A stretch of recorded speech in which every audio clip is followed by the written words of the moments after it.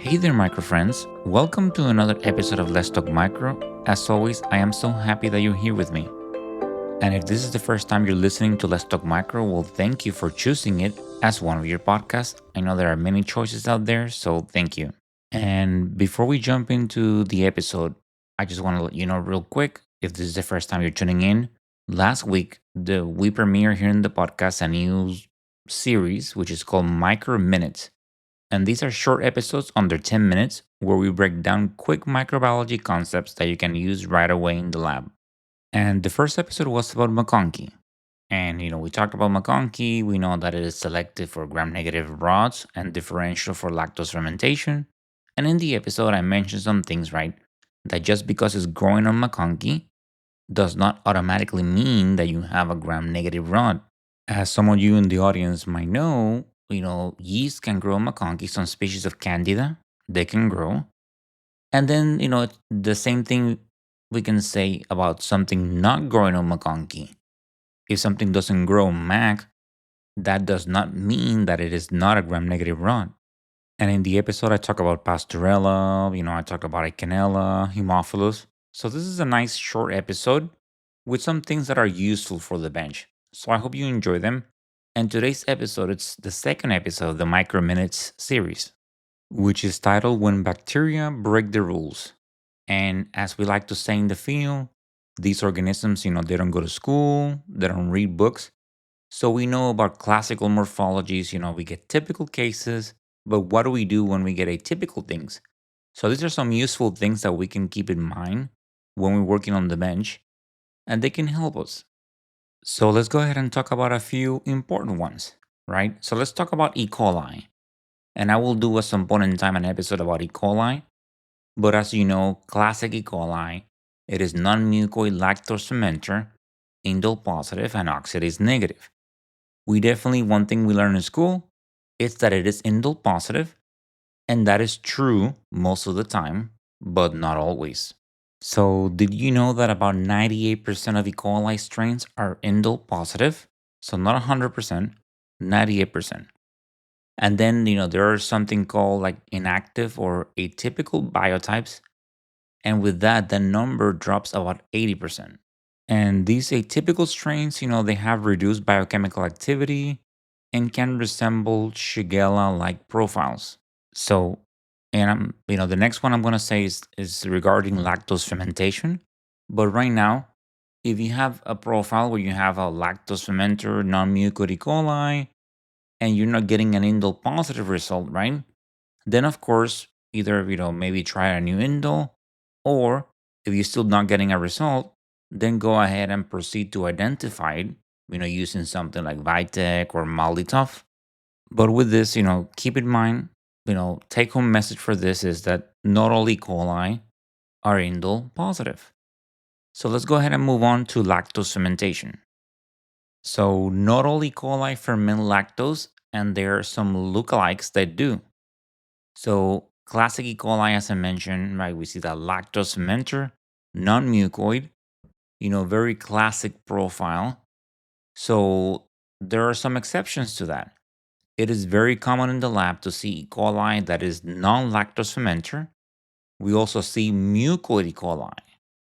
In those cases where you have, a profile that does not match your classic E. coli, then you have to go ahead and proceed to identify it via another method. And combining, these 2 points about the fermentation and about the indole, keep in mind that Citrobacter freundii, the classic one, can actually resemble E. coli. So, it has that lactose fermentation, it is non-mucoid, but Citrobacter freundii is indole negative. So it kind of looks like E. coli on the plate, but not quite. And then you also have the indole result to keep in mind. So of course, if you have something like this, you have to proceed to identify it via another method, as I mentioned, something like Malditov, Vitek. But also very important that E. coli and Shigella, you know, they're very similar when you put them on, they're very closely related. So if you put, let's say, like a Shigella on the Malditov, it will ID it as E. coli. So at that point in time, you know that Shigella is non-lactose fermenter, So if you have something that is non-lactose fermenter and it's indole-negative, you have to identify it. Be another method, but if you're trying to rule out Shigella, you cannot use the Molotov.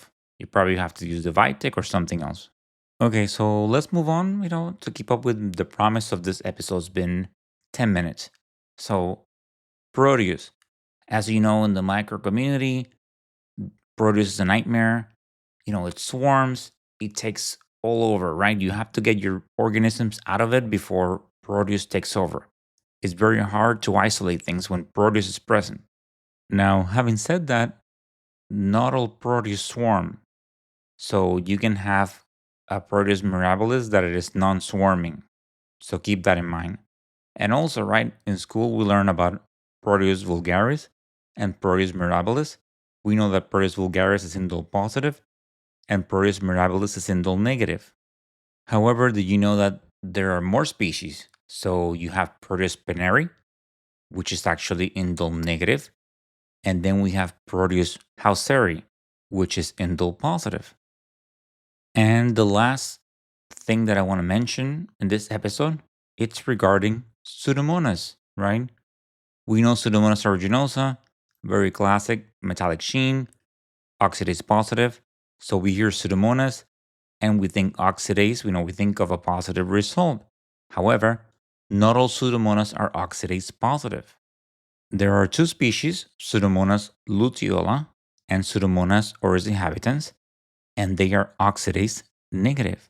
So the take home from this is, use oxidase as a clue and not the whole ID.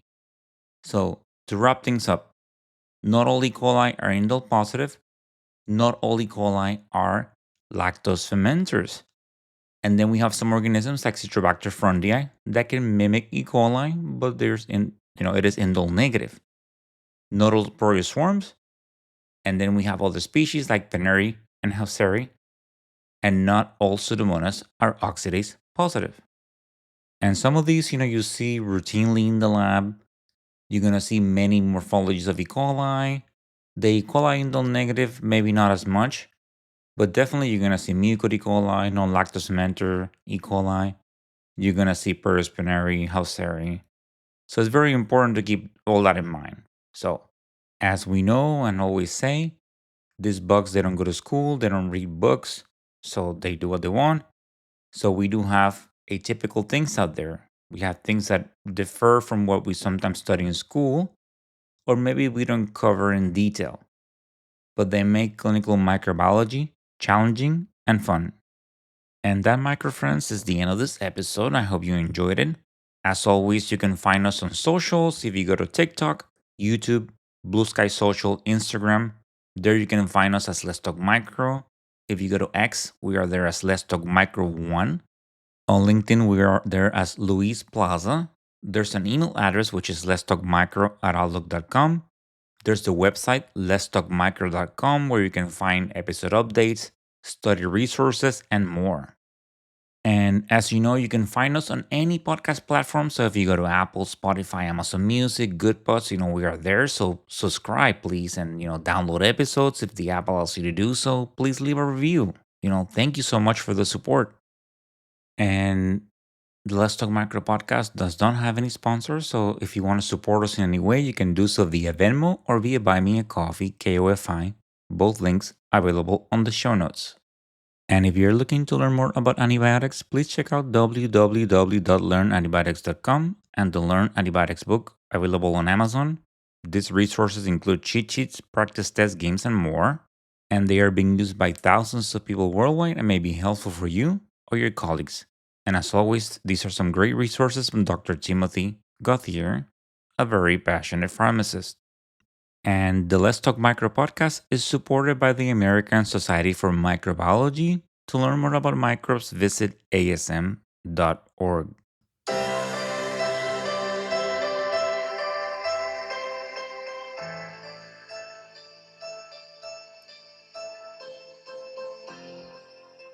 And that, micro friends, is the end of this episode.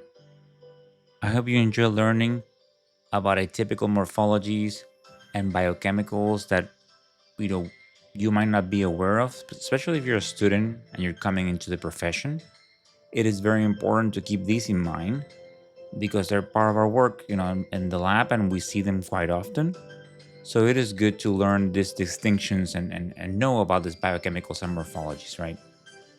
We come out of school knowing some classic things, and then we go to the workspace and it's completely different. So it's good to keep this in mind. As always, thank you for the support. I am so grateful, and very important, right? Please continue bringing that passion to what you do. It's so important. You do such great work. So stay tuned. Great things coming your way. As always, stay motivated, stay safe, and of course, continue talking micro. Until the next time. Bye.